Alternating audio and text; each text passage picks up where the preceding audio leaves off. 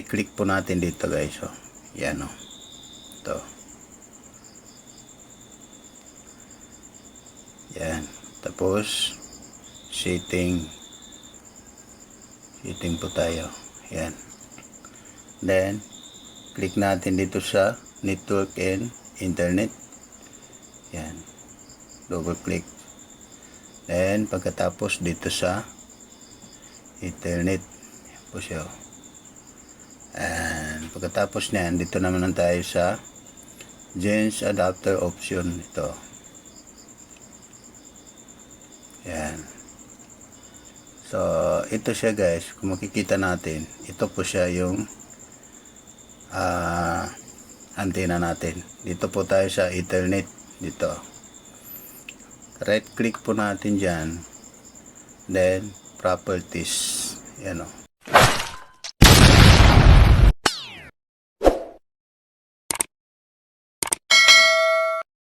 Guys, welcome back sa aking channel. Ngayon, mag-set up po tayo ng TP-Link gamit ang laptop. Ito po siya. So, para po sa hindi pa nakakaalam, paano po saan po ilagay yung wire na ito. Paano natin siya, saan ba natin siya isasaksak dito. So, ang una natin gawin guys, mababasa natin dito sa ito. Yan po siya. POE. So, diyan po natin ilalagay ang antenna natin ito. Ganyan po siya.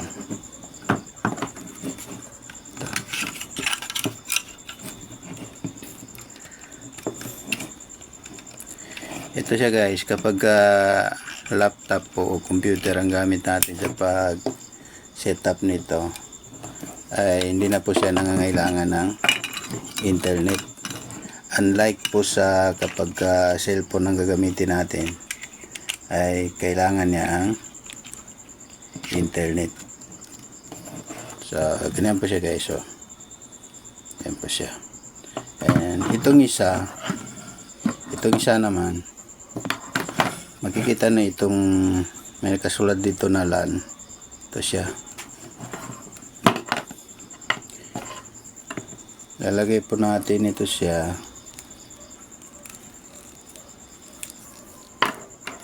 Ganyan po.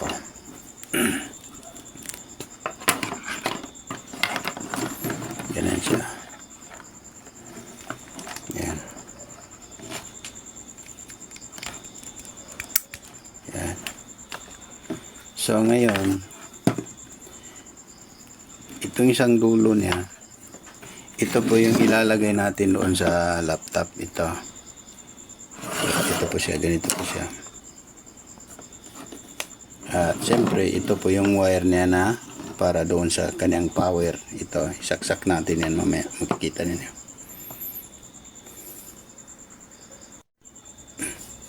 So ito po yung laptop na gagamitin natin guys. Bali, yung LAN port niya, andito po siya. Ito. Diyan po natin siya ilalagay ito. Ito po yung dito nakasaksak sa LAN. Ito po yung LAN. Yan. Kung mababasa natin, naka-LAN yan siya. Ito po. Yan. Saksak natin dito. Yan.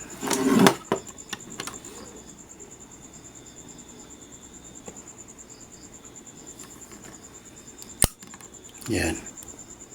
Ganyan po siya. So ito siya guys, nakasaksak na po yung antenna natin, no? Naka-power na po siya. Ayan, no? Nag-on na po siya. Ayan. So ngayon guys, ang susunod na gawin natin, kasi naka-connect na po yung antenna natin dito sa laptop, ay click po natin dito guys. So, yan, no? Ito. Yan. Tapos setting. Setting po tayo. Yan. Then, click natin dito sa network and internet. Yan. Double click. Then, pagkatapos dito sa internet. Yan po siya. And, pagkatapos niyan, dito naman tayo sa Gens adapter option. Ito. Yan. So, ito siya guys. Kung makikita natin, ito po siya yung antenna natin. Dito po tayo sa Ethernet. Dito. Right click po natin dyan. Then, properties. Yan o. Yan. So, dito naman, pipiliin po natin, click po natin itong Internet Protocol version 4. Ito po. Click natin siya. Then, click natin dito sa properties. Yan o. Yan. So, dito guys, kasi nagamit ko na ito. Pagdating dito, ganyan po yan siya. Then, ngayon, ito po yung position niya guys, hindi pa mailagay yung IP address dito. So, kailangan natin ilipat dito sa use the following IP address dito para po ma-input natin dito yung IP na kailangan natin ilagay. So, dito, type natin dito ang 1, yan, 1.1.0.253. Yan po.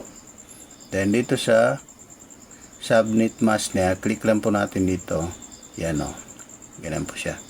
So ngayon, kumpleto na po siya. Click na po natin dito. Click natin sa OK. I-OK po natin yan siya. Yan. Then, close. Close na po natin siya.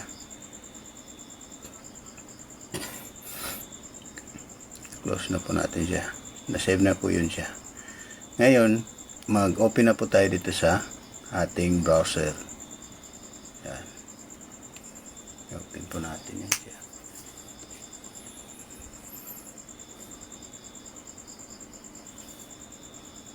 So, yan.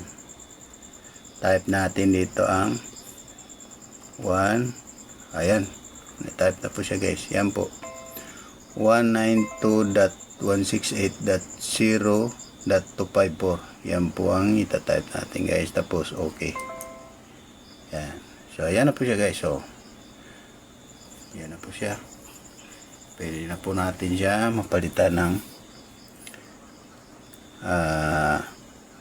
pangalan. Ito. Yan. So ang username niya ay admin. Yan. Password ay admin din po. Admin. Yan. Tapos login. Yan na po siya.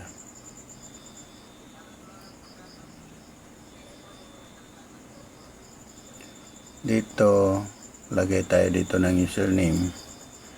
Admin. Then dito new password. Ito po yung password na gagamitin natin guys pag login natin ulit sa kanya. Kung ano ilalagay niyo dito, yun na po yung magagamit niyo pag nag-login kayo ulit sa kanyang admin. Hindi na po yung admin. So ito po. Sample lang po ito sa akin. 1, 2, 3, 4, 5, 6, 7, 8, 9, 10. Ganyan po. Then, ulitin po natin dito sa baba. Yan. 1, 2, 3, 4, 5, 6, 7, 8, 9, Then, okay. Click lang po natin dito sa next. Then, dito guys, pili na po natin, ilalagay po natin yung pangalan o SSID ng ating wifi, Bendo wifi na gusto natin dito po. So sa akin ito lang po ilalagay ko, active peace wifi. Then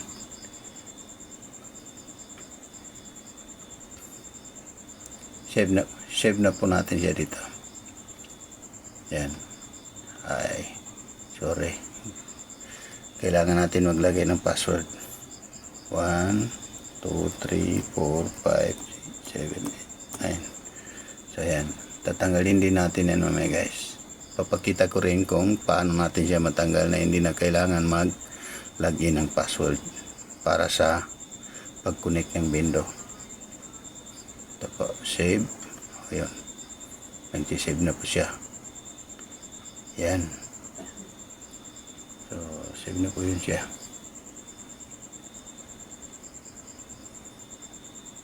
Save na po yun siya guys. Ngayon,